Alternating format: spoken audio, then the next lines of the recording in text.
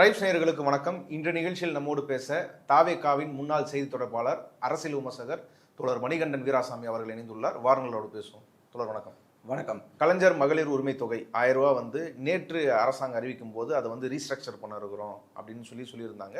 ஆனால் இன்னைக்கு அந்த உரிமை தொகைகள் அந்த கணக்குகளுக்கு வரவைக்கப்பட்டிருக்குது. அதை தொடர்ந்து பயனாளிகள் எவ்வளோ பேர், அதாவது இப்போ அமைந்திருக்கிற தாவேகா அரசு தேர்தல் வாக்குறுதியில் கொடுத்த மாரி 60 வயசு மேலே இருக்கிறவங்களுக்கு ஓய்வு ஊதியமாக 3000 ரூபாவும் தரதா இருக்கிறதுனால அந்த கணக்கெடுப்பை இப்போ நடத்திட்டு இருக்கிறோம். 60 வயசுக்கு கீழே எவ்வளோ பேர் இருக்கிறாங்க, மேலே எவ்வளோ பேர் இருக்கிறாங்க அப்படின்றத கணக்கெடுப்பு நடத்துகிறோன்றாங்க. அது மட்டும் இல்லாமல் அந்த திட்டத்தோட பேரையே மாற்ற போகிறதா செய்திகள் வந்தது. அதை பற்றி சொல்லுங்கள். ஏன் முதல் ரீஸ்ட்ரக்சர் பண்ணுறேன்னு சொல்லிட்டு உடனே போட்டாங்க? இப்போ என்ன செய்கிறாங்க? கணக்கெடுன்னா அது என்ன ப்ராசஸ்? நம்ம ஆரம்பத்துலேருந்தே தொடர்ச்சியாக சொல்லிட்டு இருக்கோம். திரு விஜய் அவர்களோ தாவேகாவோ ஆட்சி அமைக்க தயாராகல, தேர்தலுக்கும் தயாராகலை, மக்களை போய் சந்திக்கலை. எடுத்தோம் கவுத்தோன்னு ஒரு ஆட்சி அமர்ந்துச்சு. அவங்களே எதிர்பார்க்காம மக்கள் வாக்களிச்சிட்டாங்க. மக்களோட உணர்வுக்கு நம்ம மதிப்பளிக்கிறோம். கடைசியில் பார்த்தீங்கன்னா இறுதி எஜமானர் மக்கள் தான். ஆனால் அந்த மக்களுக்கு நீங்கள் என்ன வாக்குறுதிகள் கொடுத்தீங்கன்னா, இப்போ நீங்கள் கூறியது போல் பார்த்தீங்கன்னா 2500 ரூபாய் உதவித்தொகை நாங்கள் கொடுப்போம், உரிமை தொகை கொடுப்போம் அப்படின்னு சொன்னீங்க. அதே மாதிரி 60 வகையர் மேற்பவங்களுக்கு 3000 ரூபாய் ஓய்வூதியம் கொடுப்போம்னு சொன்னீங்க. ஆனால் இப்போ முதல்ல என்ன சொன்னீங்கன்னா மறுசீராய்வு பண்ணுறோன்னு சொன்னீங்க. அதுக்கப்புறம் பார்த்தீங்கன்னா ஏற்கனவே திமுகவின் தலைவர் திரு ஸ்டாலின் அவர்கள் சொல்லியிருந்தாங்க, எந்த நலத்திட்டங்களும் நீங்கள் நிறுத்தக்கூடாதுன்னு சொன்னாங்க. மாண்புமிகு எதிர்கட்சி தலைவரும் சட்டமன்றத்தில் அதை உறுதிப்படுத்தியிருந்தார். மக்கள் நலத்திட்டங்களை நீங்கள் எதுவுமே கை வைக்கக்கூடாது, கை வச்சிங்கன்னா திமுக இங்கே எதிர்த்து களமாடும் அப்படின்னு சொன்னாங்க.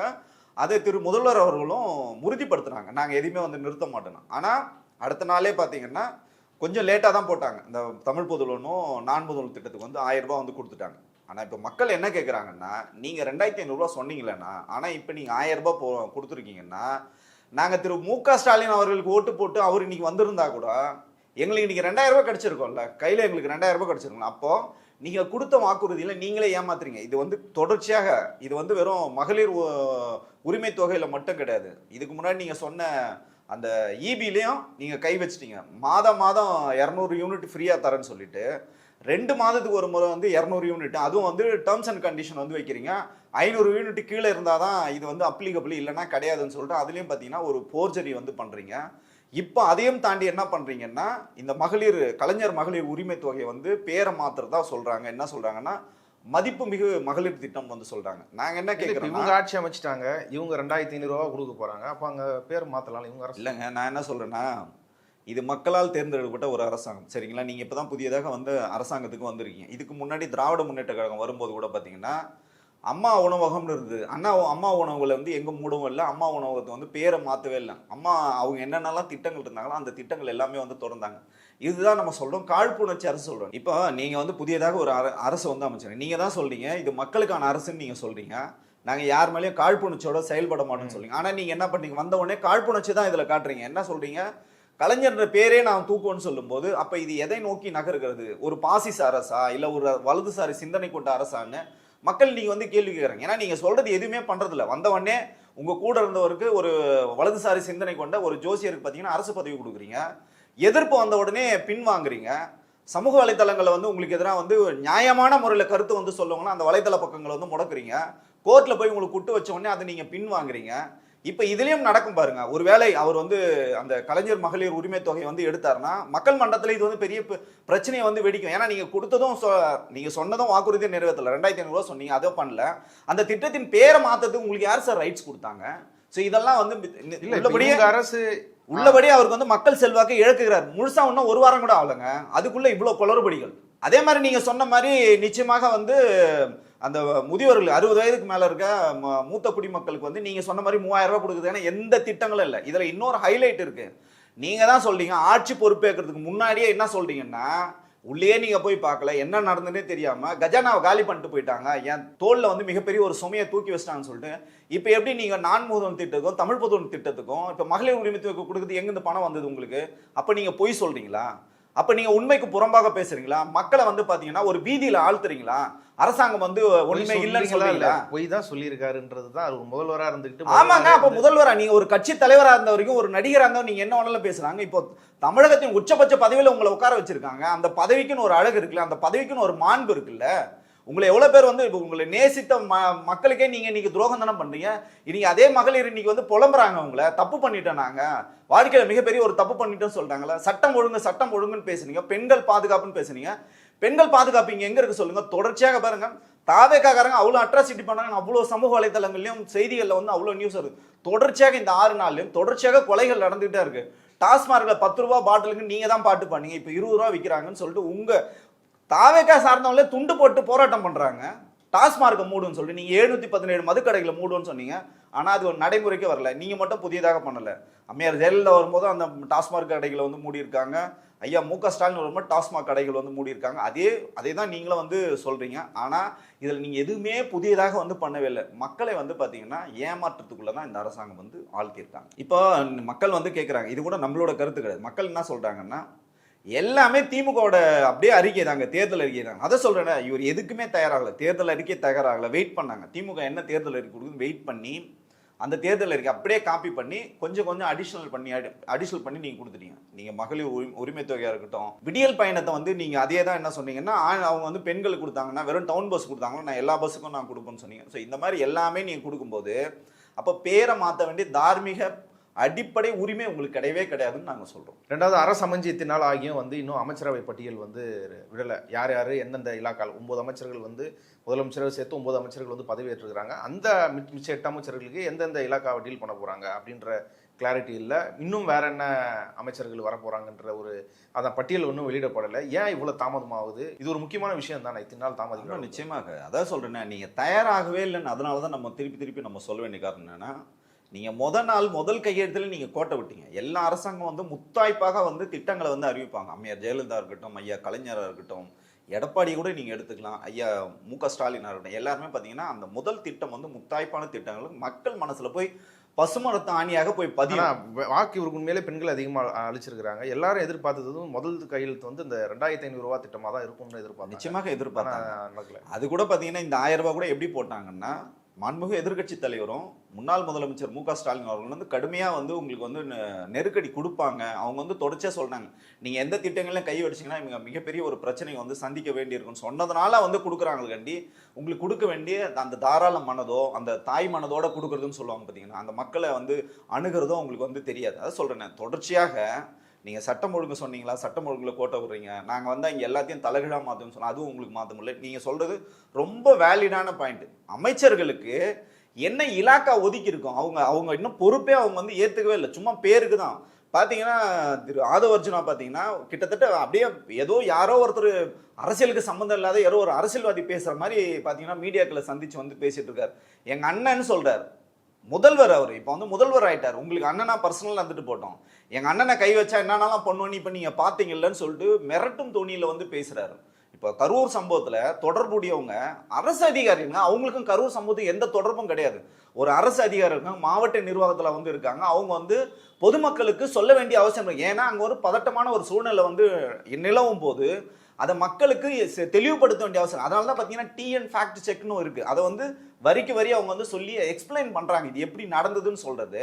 அந்த அதிகாரி பார்த்தீங்கன்னா ஒரு குடிமைப்பதிய அதிகாரி, நேர்மையான அதிகாரி அமுதா ஐஏஎஸ் அவர்களை பார்த்தீங்கன்னா நீங்கள் கால் பிடிச்சின் காரணமாக காத்திருப்போர் பட்டியல் வைக்கிறீங்க. உங்களுக்கு ஜோசியம் சொன்னார் ஒருத்தர், அரசு பதவியில் எடுத்து போய் உட்கார வச்சு நீங்கள் அரசவை, அவர் என்ன பெரிய ராஜாவுக்கு வந்து அந்த காலத்தில் வந்து சொல்லுவாங்க பார்த்தீங்களா, அரசவையில் வந்து ராஜகுரு மாதிரி நீங்கள் அவ்வளோ பெரிய உதவி அந்த இடத்துல எடுத்து போய் வச்சு அழகு பார்க்கணும்னு நினைக்கும் போது உங்களுக்கு வந்து அடிமேல அடி விழுது. உங்களுக்கு தொடர்ச்சியாக அடிமேல விழுதுனால இதை காத்திருப்போர் பட்டியல். அதே மாதிரி பார்த்தீங்கன்னா அஸ்ராகார் எஸ்ஐடி ஆணையத்தில் வந்து பார்த்தீங்கன்னா அஸ்ராகாருக்கு வந்து அதை விசாரிப்பார்னு போட்டேன். அதே அந்த உயர் அதிகாரி என்ன பண்ணீங்க, இப்போ நீங்கள் வந்து உளவுத்துறையில் வந்து அவர் வந்து போட்டீங்க. அப்போ நீங்கள் உங்களுக்கு சாதகமாக நிறைய விஷயங்களை நீங்கள் இப்பயே நீங்கள் மாற்றினீங்கன்னா அரசு அதிகாரிகள் வந்து பந்தாடுறது வந்து இது வந்து ரொம்ப இதுக்கு முன்னாடி எந்த அரசாங்கமும் இப்படி பண்ணதே கிடையாது. பண்ணுவாங்க எப்படின்னா, உங்களுக்கு 1 ஆண்டுகள் 2 ஆண்டுகள் அவங்க செயல்பாடுகளை பார்ப்பாங்க, அந்த செயல்பாடுகளுக்கு அப்புறம் தான் மாற்றுவாங்க. நீங்க வரும்போதே மாத்துறது உள்ளபடி ஆபத்தானதா பார்க்குறோம். இல்லை, உங்க முன்னாள் முதல்வர் ஜெயலலிதா அவங்க மீது அந்த விமர்சனம் இருக்குல்ல, அதிகாரிகளை வந்து ஓவர் நைட்ல மாத்துறது கொள்றதுன்றதெல்லாம், இது ஏற்கனவே அதெல்லாம் பார்த்தது தானே, பார்த்துருக்காங்க. அப்போ நீங்க அரசியல்ல நீங்க அப்போ வந்து அம்மையார் ஜெயலலிதா அவர்களை ஃபாலோ பண்ணீங்களான்னு நமக்கு ஒரு மிகப்பெரிய ஒரு அச்சம் இருக்கு. ஏன்னா 91-96 பார்த்தீங்கன்னா அவ்வளோ மிகப்பெரிய ஒரு காட்டாட்சி வந்து நடந்தது. அதுக்கப்புறம் தான் மக்கள் அவங்களுக்கு மிகப்பெரிய ஒரு பனிஷ்மெண்ட்டே கொடுத்தாங்க. அந்த மாதிரி நீங்கள் வரும்போதே நீ ஒன்றும் இல்லை, நீங்கள் இப்போ வீடே நீங்கள் வந்து பனையூரில் இருக்கீங்க, பனையூர்லேருந்து நீங்கள் வர்றதுக்கு டிராஃபிக் ஜாம் ஆகுதுன்னு சொல்லிட்டு போலீஸ்களுக்கு சிரமமா இருக்குதுன்னு அவங்களே சொல்கிறாங்க. நான் என்ன கேட்குறேன்னா, நீ வாங்க சார், இப்போ ஐயா முதல்வர் இருக்கும்போதும் சரி, ஐயா கலைஞர் இருக்கும்போதும் சரி, நமக்கு அந்த சிக்கல் கிடையாது. எடப்பாடி இருக்கும்போது கூட நமக்கு அந்த சிக்கலே கிடையாது. அவங்க பாட்டுன்னு வருவாங்க, அவங்க பாட்டுன்னு போயிட்டு இருப்பாங்க. எங்கேயுமே அம்மையார் ஜெயலலிதா இருக்கும்போது தான் நம்ம வந்து பல சங்கடங்களை வந்து அனுபவிச்சோம். வீட்டிலேருந்து கிளம்பும்போதே பார்த்தீங்கன்னா உங்களுக்கு வந்து டிராஃபிக் வந்து அங்கங்கே வந்து டிராஃபிக் ஜாம் ஆகிடும், சாலைகள் வந்து அங்கங்கே குறுக்க வந்து நிறுத்திடுவாங்க, பல்வேறு நெருக்கடிகள் வந்து சந்தித்தோம். இப்போ நீங்கள் என்ன பண்ணீங்க, அதே தான் நீங்களும் கிட்டத்தட்ட அதே டோனில் தான் பண்ணுறீங்க. எலிபேட் போடணும்னு சொல்லிட்டு நீங்கள் முயற்சி பண்ணுங்க. அவங்க வந்து பனையூர்ல இருந்து உங்களுக்கு செக்ரட்டரியேட் வருது, செக்ரட்டரிக்கு அருகாமையில் வந்து எலிபேட் போடணும்னு இவங்க வந்து முயற்சி பண்ணும்போது அரசு அதிகாரிக்கு வந்து ஒத்துக்கல. இது மக்கள் மத்தியிலும் பெரிய பேசும் பொருளாகும், பெரிய பிரச்சனைன்னு சொல்லிட்டு அந்த திட்டத்தை இப்போதைக்கு தற்காலிகமாக கைவிட்டுருக்காங்க. அதனால என்ன பண்ணுறாருன்னா, அந்த ராஜகுரு ஜோசியரோட பேச்சை கேட்டுக்கிட்டு இப்போ போயஸ் கார்டனில் குடியேறதுக்கான வேலைகள்லாம் போயிட்டு இருக்குன்னு செய்திகள் வந்து வருது. நான் என்ன சொல்கிறேன்னா, வீட்டை மாற்றுறது பிரச்சனை இல்லை சார், ரூட்டை மாற்றுறது பிரச்சனை இல்லை, மக்களுக்கான நீங்கள் கொடுத்த நலத்திட்டங்களை மாற்றாதீங்க, வாக்குறுதிகளை மாற்றாதீங்கன்னு தான் நம்ம சொல்கிறோம். அவர் தான் பரிண பக்கத்துல வீடு இருக்குது, அங்கேருந்தே வரலாம்ல, ஏன் போயஸ் கார்டன்? ராஜகுரு சொல்லலாம் அந்த வீடு வந்து சரியில்லைங்க அப்படின்னு கூட வந்து சொல்லலாம். அது இல்லாமல் அது ஒரு அடுக்குமாடி குடியிருப்பு தான். ஸோ அதனால ஒரு சில சிக்கல்கள் இருக்கலாம், உள்ளபடியே அந்த மாதிரி சிக்கல்கள் இருக்கலாம். இல்லை உங்களுக்கு வந்து குவார்டர்ஸ் கூட நீங்கள் எடுத்துக்கலாம், ஒன்றும் அதில் வந்து தவறு இல்லை. ஐயா எடப்பாடி பழனிசாமி மினிஸ்டர் குவார்டர்ஸ் மாதிரி அவருக்கு பார்த்தீங்கன்னா முதலமைச்சருக்கு ஒரு மாளிகை இருக்குது, அந்த மாதிரி கூட நீங்கள் எடுத்துக்கலாம். அதெல்லாம் நமக்கு சிக்கல் இல்லைங்க. நீங்கள் கொடுத்த வாக்குறுதிகளை வந்து நிறைவேற்றுங்க, அந்த காலத்தில் வந்து நிறைவேற்றுங்க. மாண்புமிகு எதிர்க்கட்சி தலைவர் வந்து சொல்கிறாரு, உங்கள் மேலே வந்து குற்றச்சாட்டு வைக்கிறாங்க, குதிரை பேரம் வந்து நடந்தது, புஷ்பா பட பாணியில் நீங்கள் வந்து ஆட்சி அமைச்சிருக்குன்னு சொல்லும்போது அதுக்கு நீங்கள் எங்கே பதில் சொல்லணும்? நீங்கள் அங்கேயே என்ன சொல்கிறீங்க, இது குதிரை பேர அரசு இல்லை, குதிரை வேகத்தில் செயல்படும் அரசுன்னு சொல்லிட்டு வீட்டுக்கு போய் சாவகாசமாக நீங்கள் ட்விட்டரில் வந்து எழுதுறீங்க, வரிக்கு நீங்கள் பதில் எழுதுறீங்களா? அதை நீங்கள் வந்து நீங்கள் சட்டமன்றத்தில் கூடும்போது சொல்லுங்க சார், பிரச்சனையே கிடையாது. ஆதவர்ஜனா தான் அது கொடுத்து நேற்று ஒரு பொதுக்கூட்டத்தில் அவரோட நன்றி தெரிவிக்கும் பொதுக்கூட்டத்தில் வெளிவாக்கத்தில் அதுக்கு பதில் சொல்கிறாருல, நான் பேசலாம் ரெடியாக தான் இருந்தேன், அவங்க சொல்லும் போதே நான் பேசியிருப்பேன், ஆனால் தலைவர் வந்து வரும்போதே சொல்லிட்டாரு இன்னைக்கு நம்பிக்கை வாங்கும் தீர்மானம் தான், அதை தவிர்த்து வேறு எதுவும் நடந்துக்காதீங்க, இதை வாங்கிட்டு போயிடலாம் அப்புறம் பார்த்துக்கலான்னு, அதனால தான் விட்டேன்.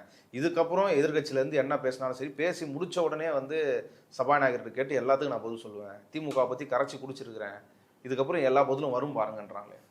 அன்னைக்கு நான் எந்திரிக்கலான்னு இருந்தேன், அண்ணன் வரும்போதே சொல்லிட்டாரு இன்னைக்கு ஒன்லி நம்பிக்கை வாக்கெடுப்பு தான், இன்னைக்கு நம்ம எல்லாம் பேச வேணாம், ஆல்ரெடி மெஜாரிட்டி 150க்கு மேல போயிட்டு இருக்கு, அவங்க பேசினா பேசட்டும், பாவம் எலெக்ஷன் டைம்ல தான் பேச முடியல, இப்ப பேசட்டும். சரி, முதல்வர் வந்து அப்போ திரு ஆதவர்ஜுன் அவர்களை திரு விஜய் அவர்களை மாத்திருங்க, நீங்க ஒன்றும் பிரச்சனை இல்லை அப்படி நீங்க சொல்லுங்க சார்.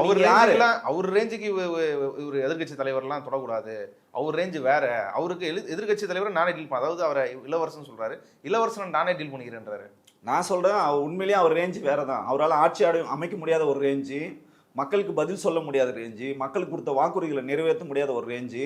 இன்னைக்கு வந்து யாரெல்லாம் வந்து கொள்கை எதிரின்னு சொன்னாரோ, யாரெல்லாம் அரசியல் எதிரின்னு சொன்னாரோ, கொள்கை எதிரிகிட்ட இருந்தும் நீங்கள் ஆட்களை வந்து எம்எல்ஏக்களை வச்சு தான் நீங்கள் ஆட்சி அமைச்சிருக்கீங்க, அரசியல் எதிரின்னு சொன்னவங்ககிட்டயும் நீங்கள் ஆட்களை வந்து அவங்களோட உதவியோட தான் நீங்கள் ஆட்சி அமைச்சிருக்கீங்க. அப்போ அவர் ரேஞ்சு வேற தான், ஆதவர்ஜுனா சொல்கிற ரேஞ்சு வேற தான். இங்கே பாருங்க, இது வந்து அரசியல். நீங்கள் வந்து தனி மனித துதிப்பாடலோ இல்லை தனி மனித நீங்கள் வந்து தூக்கி பிடிக்கணும்னா நீங்கள் வந்து வெளியில் பேசிங்க. அது சட்டமன்றம்னா மக்களுக்கான ஒரு மன்றம், மக்களுக்கான ஒரு கட்சியாக தான் நீங்கள் வந்து செயல்படணும். ஆக்கப்பூர்வமான ஆளும் கட்சியாக நீங்கள் செயல்படும். அதே போல் எதிர்கட்சி நீங்கள் செய்கின்ற செயல்களுக்கு வந்து நிச்சயமாக கவுண்டர் கொடுப்பாங்க. நீங்கள் முன்னாடி இருந்த மாதிரிலாம் வெளியில் பேசுன மாதிரிலாம் இங்கே வந்து பேச முடியாது. அது வந்து மிகப்பெரிய ஒரு அவங்களுக்கு வந்து ஒரு சிக்கலை வந்து ஏற்படுத்தும். அதை வெளியில் தான் பேச முடியும். ஆதவர்ஜுனா சட்டமன்றத்தில் பேச சொல்லுங்க, அதற்கான விளைவுகளை வந்து சட்டமன்றத்தில் அவர் பதில் கொடுக்க மாட்டார், நிச்சயமாக கொடுக்க மாட்டாருங்க. நான் தான் சொல்றேன், ஏங்க நீங்க பேசணும்னு வச்சுங்களா, உங்களுக்கு ஐயா கலைஞர் மாதிரியோ அம்மையார் ஜெயலலிதா மாதிரியோ நீங்க வந்து நிறைய படிக்கணும்ன்ற ஐயா ஸ்டாலின் அவர்களே சொன்னார், நான் கலைஞர் மாதிரி இல்லைன்னு சொன்னேன். ஆனால் பார்த்தீங்கன்னா அந்த 5 ஆண்டுகள் அவ்வளோ அழகான ஒரு சட்டமன்றம் வந்து நடந்து எதிர்கட்சிகளுக்கு அவ்வளோ மதிப்பளிச்சிருக்காங்க, அவ்வளோ சட்டங்கள் நிறைவேற்றிருக்காங்க, மக்களுக்கான திட்டங்கள் சட்டங்கள் அவ்வளோ தூரம் வந்து நிறைவேற்றிருக்காங்க. மத்திய அரசாங்கம் பார்த்தீங்கன்னா உங்களுக்கு எந்த விதமான சலுகைகளும் வந்து கொடுக்கல, எந்த விதமான சப்போர்ட்டும் இல்லாதப்போ மத்திய அரசாங்கத்துக்கு எதிராக மிகப்பெரிய திட்டங்கள்லாம் இங்கே வந்து நிறைவேற்றிருக்காங்க. அதாவது என்ன சொல்றதுன்னா கண்டனங்கள், அவ்வளோ கண்டனங்களை வந்து பார்த்த ஒரு சட்டமன்றம் அது. அந்த மாதிரி ஒரு சபை, தீர்மானங்கள் பல தீர்மானங்கள் நிறைவேற்றுங்க. உள்ளபடியே இவர்கள் வந்து சேலஞ்சஸ் தான் இது. நீங்க வந்து துரிதமாக செயல்படணுங்க, நீங்க சட்டம் ஒழுங்குல இன்னும் கவனம் செலுத்தணும். தாவேக்காரங்க நிறைய வந்து அட்ராசிட்டி பண்றாங்க, மாமூல் கேட்குறாங்க. தொடர்ச்சியாக திரு விஜய் அவர்கள் வந்து பதவியேற்றதுலேருந்து படுகொலைகள் நடந்துகிட்டே இருக்கு. மிகப்பெரிய ஒரு என்ன சொல்றதுன்னா கொலைகள் நடக்குது, கொள்ளைகள் நடக்குது, இதெல்லாம் நடந்துகிட்டு இருக்கு. திரு மு.க. ஸ்டாலின் அவர்கள் வந்து நீங்க விமர்சனம் பண்ணீங்க, மீனவர் பிரச்சனைக்கு நீங்க என்ன லெட்டர் எழுதிட்டு இருக்கீங்க அப்படின்னு கேட்டீங்க. இப்ப நீங்க மட்டும் என்ன பண்றீங்க? அதே தானே நீங்களும் பண்றீங்க. அதுதாங்க, நீங்க வெளியில இருந்த வரைக்கும் நீங்க என்ன வேணாலும் விமர்சனம் பண்ணலாம். அந்த பதவியில அந்த சீட்டோட ஹீட் இப்ப உங்களுக்கு தெரியுது இல்லைங்களா? அதுதான் இங்க தேவையா இருக்கு. ஆனா மக்கள் நல பணி நீங்க செய்யணும், சொன்ன திட்டங்களை வந்து நிறைவேற்றணும். அதேமாரி நேற்று பேசின இன்னொரு அமைச்சர் ராஜ்மோகன், அவர் வந்து என்ன சொல்றாருன்னா, இந்த தமிழ் தாய் இஷ்யூ வச்சு ஆட்சி அமைச்சல இருந்து நம்ம மேலே விமர்சனம் வைக்கிறாங்க. அது வந்து நம்ம நடத்தின ஃபங்க்ஷனா, ஆளுநர் நடத்தின ஃபங்க்ஷனு. ஆனால் முன்னாடியே அண்ணன் நாதருஜன் அவர்கள் சொல்லிட்டாங்க தமிழ் தாய் வாழ்த்து தான் முதல்ல பாடணும்னு. ஆனால் இவங்க வந்து மாற்றி எழுதி வச்சுருந்தாங்க. முதல் வந்தே மாதிரம் இந்தமாரி அந்த ஆர்டரில் எழுதி வச்சுருந்தாங்க. நான் அந்த பேப்பரையே கிழிச்சு போட்டு நான் எழுதி கொடுத்தேன் முதல் இப்படி தான் எழுதி தரணும்னு. ஆனால் அவங்க மறுபடியும் மாற்றி பண்ணிட்டாங்க சொன்னதை கேட்காம. அப்பயே நாங்கள் வந்து ஏன் அப்படி பண்ணீங்கன்றத கேட்டோம். என்னவோ நாங்கள் வேணுன்ட்டு பண்ணுற மாரி பேசுறீங்க, அது ஆளுநர் ஃபங்க்ஷன் அவங்க பண்ணுறது தான் அப்படின்ற மாரி அவருக்கு விளக்கம் கொடுக்குறாரு. அவர் கிழிச்சு போட்டாரமே. அந்த நிகழ்ச்சி நிரல் இருக்கும் பாருங்க, நான் அதை போய் கிழிச்சேன். ஏன்னா எனக்கு இவங்களை பத்தி தெரியும். கிழிச்சிட்டு ஃப்ரெஷ்ஷா ஒரு பிரிண்ட் அவுட் போட்டு கொடுங்க, நான் கொடுத்தோம். எல்லாம் ரெடி. நான் நிக்கிறேன், எழுந்து அப்படி அட்டென்ஷன்ல நிக்கிறேன். ஆனா மாதிரி அவங்க என்ன பிளான் பண்ணாங்களோ அதான் பாடினாங்க. நீங்க சாதாரண எம்எல்ஏக்கள் தான். அப்ப இந்த நிகழ்ச்சி அவங்க நடத்துறது தான். ஆனாலும் நீங்கள் சொன்னதை நாங்க சொன்னோம் என்று அவர்கள் சொன்னாங்க. நான் உடனே சொன்னேன், சரி சார், இது அவங்க நடத்தின ஃபங்க்ஷனாவே இருக்கட்டும், அவங்க போட்ட ஒரு அஜெண்டாவாவே இருக்கட்டும். ஆனா இனி நடத்த போகிற, மீண்டும் மீண்டும் நடத்த போகிற ஒவ்வொரு ஃபங்க்ஷனும் மாண்புமிகு தமிழ்நாடு முதலமைச்சர் அண்ணன் சி. ஜோசப் விஜய் நடத்த போற ஃபங்க்ஷன். இங்க தமிழுக்கு தான் இம்பார்ட்டன்ஸ், தமிழுக்கு தான் முதல் இடம் என்று நான் சொன்னேன். இது எப்படி சொல்லுதுங்க, அபத்தங்க அவர் பேசுறது. ஒரு அமைச்சர் மாதிரி பேசலைங்க, ஏதோ ஒரு மேடை பேச்சாளர். அவர் இன்னும் பட்டிமன்ற பேச்சாளர்னு அவர் நினைச்சிட்டு இருக்காரு. இதான சொல்றேனே, தகுதி வாய்ந்த நபர்களை தகுதியான இடத்துல வந்து உட்கார வைக்கணும்னு சொல்லுது. உள்ளபடியே நமக்கு வந்து தலைகுனிவா இருக்கு. இது எவ்வளவு பெரிய சென்சிட்டிவான இஷ்யூவை ரொம்ப இலகுவா வந்து பேசுறது உள்ளபடியே நமக்கு வந்து அதிர்ச்சி அளிக்குது. ஒண்ணு இல்லைங்க, மேற்கு வங்கத்துல இதே மாதிரி பிரச்சனைங்க.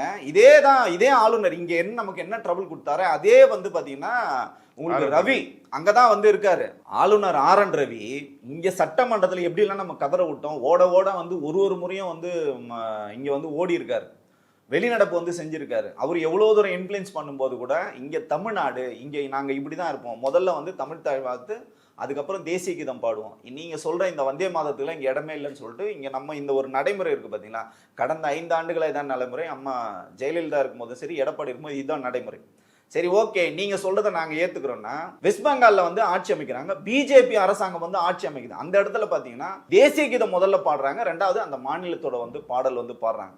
ஸோ இதுதான் அங்கேயே நடைமுறையா இருக்கு. பிஜேபி ஆளுகின்ற மாநிலம் கூட இதெல்லாம் நடக்கல, இந்த கூத்து நடக்கல. ராஜ்மோகன் பேசுறது உள்ளபடியே நமக்கு அது அதிர்ச்சி அளிக்குது. இது வந்து ஒரு புரோட்டோகால்னா, அந்த புரோட்டோகால் நிச்சயமாக உங்களுக்கு வந்து சொல்லுவாங்க என்னென்னலாம் பண்ண போறோம். ஏன்னா இவங்க வந்து புதியவர்கள்னால அவங்க வந்து சொல்லுவாங்க, இதெல்லாம் நாங்கள் பண்ண போறோம், இது ஃபர்ஸ்ட், இது செகண்ட், இது தேர்டுன்னு சொல்லும்போது இவங்க அதுக்கு ஒத்துக்கிட்டு தான் வந்து இந்த பதவியேற்பு விழாவே வந்து நடந்திருக்கும். இவர் சொல்றது பார்த்தீங்கன்னா உண்மைக்கு புறம்பாக வந்து பேசுறாரு. அப்படி ஒரு வேளை அப்படி கிழிச்சு போட்டுருந்தா அந்த காணொலிகளை வந்து வெளியிட சொல்லுங்க. இதை வந்து நிச்சயமாக வந்து அப்படி ஒரு தவறு நடந்திருந்தா எதிர்கட்சியை இதை கையில் எடுத்து பேசுவாங்க. அப்படிலாம் ஒன்று நடக்கவே இல்லை.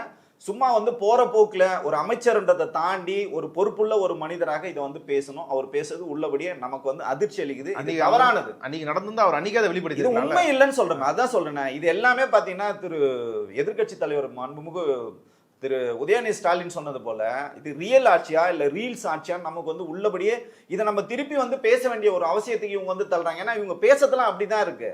ஆதவர்ஜுனா பேசுறதும் சரி, ராஜ்மோகன் பேசுறதும் சரி, திரு விஜய் அவர்கள் வந்து சட்டமன்றத்துக்குள்ள பேச வேண்டியதை வந்து வெளியில பேசுறதும் சரி, இவங்களை பத்தி பொதுமக்கள் இன்னைக்கு பேசுறாங்க. தாவேகாரங்களே இன்னைக்கு இந்த அரசுக்கு எதிராக வந்து மதுக்கடையில மூடணும்னு சொல்லிட்டு அந்த தாவேகா துண்டு போட்டே வந்து போராட்டம் பண்றாங்க. துண்டு போட்டு போராட்டம் பண்ணா என்ன பிரச்சனை, கட்சி பேர் கெட்டு போயிடுன்னு அவங்கள வந்து அவங்க கட்சி நிர்வாகிகளே வந்து மிரட்டுறாங்க, காவல் நிலையத்துல போய் மிரட்டுறாங்க, டாஸ்மார்க்ல போய் எங்களுக்கு வந்து கைட்டு போட்டு அப்புறம் போறா போயிருக்காங்களா. ஆமா, அதுதான் சொல்றேன். நீங்க தயாராகவே இல்லை, தயாராகுங்க, நல்லா படிங்க. நல்ல ஒரு புத்தகத்தை வந்து உங்களுக்கு பரிசளித்திருக்காரு, காலத்தின் நிறம் கருப்பு சிவப்பு. அந்த புத்தகத்தை வந்து படிங்க. அதுல எல்லாமே இருக்கு. சட்டமன்ற மரபுகள்ல இருந்து திமுகவோட வரலாறுல இருந்து எல்லாமே இருக்கு. அதெல்லாம் படிச்சுக்கிட்டு திமுக எப்படி எல்லாம் இங்க வந்து சட்டமன்றத்துல எப்படி உரையாட்டிருக்காங்கன்னு வந்து கேட்டு தெரிஞ்சுங்க. அதே மாதிரி பாத்தீங்கன்னா மாண்புமிகு ஜேசிடி பிரபாகரன் அவர் பாத்தீங்கன்னா அவர் ஒரு மந்திரி மாதிரியும் ஒரு எம்எல்ஏ மாதிரியும் அவர் வந்து செயல்படும். அவர் பாத்தீங்கன்னா ஒரு சபாநாயகர் பாத்தீங்கன்னா நடுநிலையா வந்து இருக்கணும்.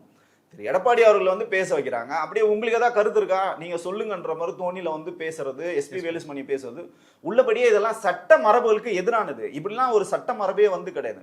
இதுக்குன்னு நமக்குன்னு ஒரு பாரம்பரியம் இருக்கு, அதுக்குன்னு ஒரு நிறைய புரோட்டோகால் இருக்கு, அதெல்லாம் அவங்க வந்து பார்க்கணும். உள்ளபடியே இது வந்து சட்டசபை தான் இங்க நடக்குதா இல்ல வேற ஏதாவது நடக்குதா நமக்கு வந்து தெரியல. ஒரு அரசியல் விமர்சகரா அங்க நடக்கிறதெல்லாம் நமக்கு வந்து உள்ளபடியே நமக்கு வந்து அதிர்ச்சி அளிக்குது. இதுல இருந்து இவங்க வந்து மீண்டு வரணும், மக்களுக்கான ஆட்சியை வந்து கொடுக்கணும். ஆனா இப்போ திருவத்தூர்ல இருக்கிற ஒரு காவல் அதிகாரி, அதாவது இன்ஸ்பெக்டர், அவரை வந்து பணியிட நீக்கம் வந்து இடைநீக்கம் வந்து செஞ்சிருக்கிறாங்க.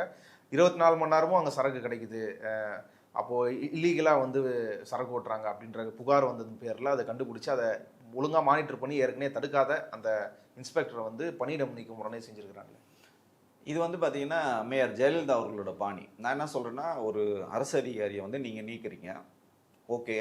அதே நேரத்தில் பார்த்தீங்கன்னா டாஸ்மார்க்கில் போய் அட்ராசிட்டி பண்ணுற தாவேக்காரங்களை ஏதாவது பதவி நீக்கம் நீங்கள் பண்ணிக்கிறீங்களா, இல்லை கட்சியிலேருந்து பொறுப்புலேருந்து நீங்கள் நீக்கிருக்கீங்களா? மாவட்ட செயலர் பார்த்தீங்கன்னா முன்னாடி ஒரு கார் பின்னாடி ஒரு கார் நடுப்புற பார்த்தீங்கன்னா தாவேக்கா கொடி போட்ட காரோடு போயிட்டு வந்து அட்ராசிட்டி பண்ணுறாங்க.